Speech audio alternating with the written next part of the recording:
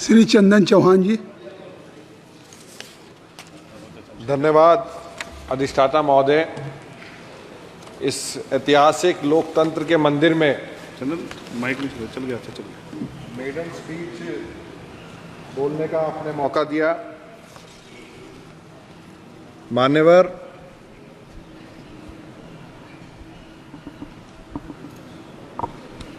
नियम 193 के अंदर आज ओलंपिक खेलों में भारत की तैयारियों पर चर्चा करने का इस मौके पर आपने एक प्रथम बार चुन के आए सदस्य के लिए ये अवसर दिया, मैं इसके लिए धन्यवाद देता हूँ।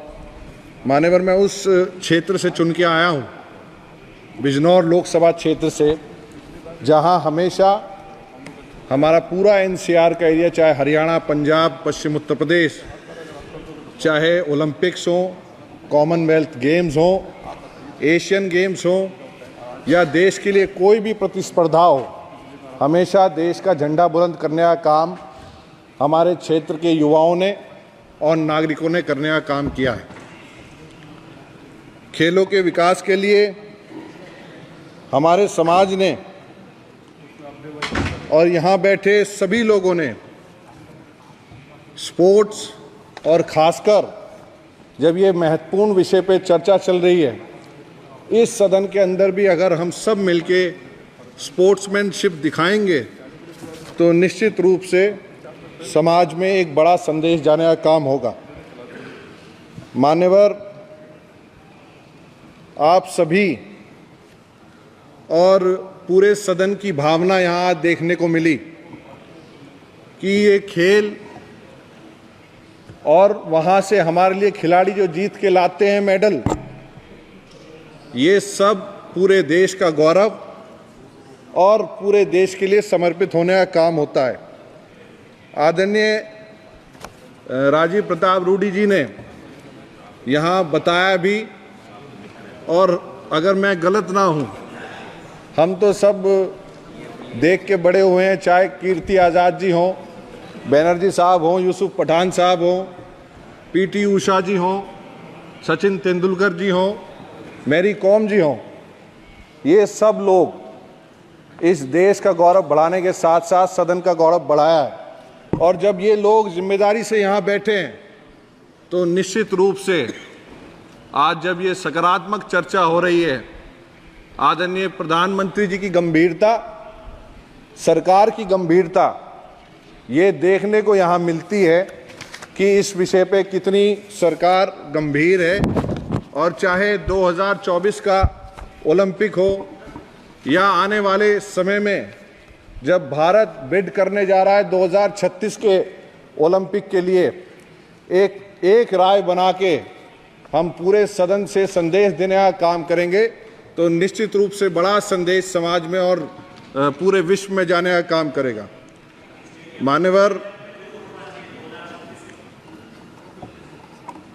हमारे क्षेत्र में जहां हम पश्चिम उत्तर प्रदेश से आते हैं, स्पोर्ट्स यूनिवर्सिटी बनाने का काम हो रहा है, और जहां प्रधानमंत्री जी खुद उद्घाटन करके उस यूनिवर्सिटी का आए थे, ये उनकी गंभीरता दिखाने का और खेलों के प्रति और जो प्रतिभाएं हमारे देश में गलियों में, गांव में छुपी बैठी हैं, उनको निखार के लाने के प्रति सरकार की प्रतिबद्धता ये शो करती है।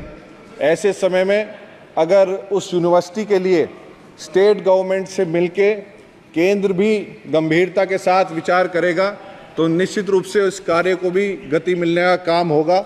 मैं आपके माध्यम से सदन की भावना से मैं अवगत कराना चाहता हूं और धन्यवाद देना चाहता हूं अपने नेता आदरणीय जयंत चौधरी जी का, जिन्होंने, शायद अगर मैं गलत ना हूं तो शायद पहले सदस्य होंगे जिन्होंने अपनी पूरी सांसद निधि खेलों के लिए, खिलाड़ियों के लिए और पूरी समर्पित करने का काम किया।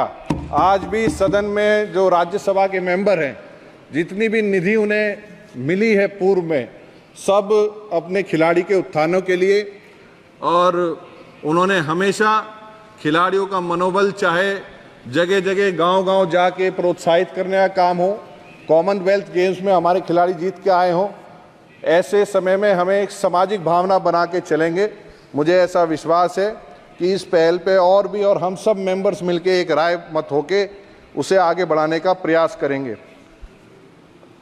आप सब लोग सकारात्मक हैं और इस चर्चा में मैं ये कहना चाहूँगा कि बिना एकलव्यों के, बिना द्रोणाचार्यों के एकलव्य निकल के नहीं आएंगे।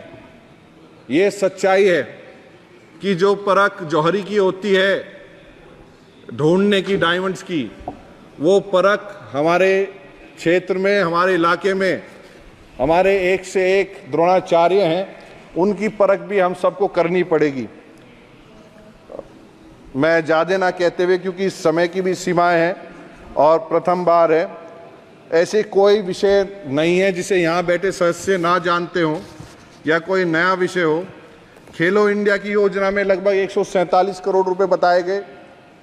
इसमें निश्चित रूप से हम और जिस तरह विकसित भारत का हम कोशिश कर रहे हैं, क्योंकि विकसित भारत का सपना जो आदरणीय प्रधानमंत्री जी देख रहे हैं 2047 का, भारत को उसमें निश्चित रूप से इन मेडलों की संख्या के साथ साथ अपना परफॉर्मेंस बेटर करना पड़ेगा।